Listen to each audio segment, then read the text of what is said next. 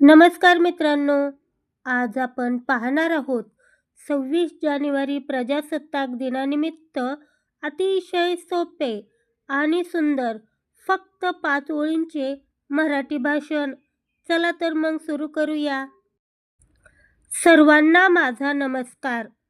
माझे नाव गणेश आहे. आज 26 जानेवारी आपल्या भारताचा प्रजासत्ताक दिन आहे. 1950 रोजी आजच्याच दिवशी भारताचे संविधान लागू झाले. डॉक्टर बाबासाहेब आंबेडकर यांनी दिलेले संविधान हा आपल्या देशाचा आत्मा आहे. आपण सर्वांनी आपल्या भारत देशाचा नेहमी आदर केला पाहिजे. आपल्या सर्वांना प्रजासत्ताक दिनाच्या हार्दिक शुभेच्छा.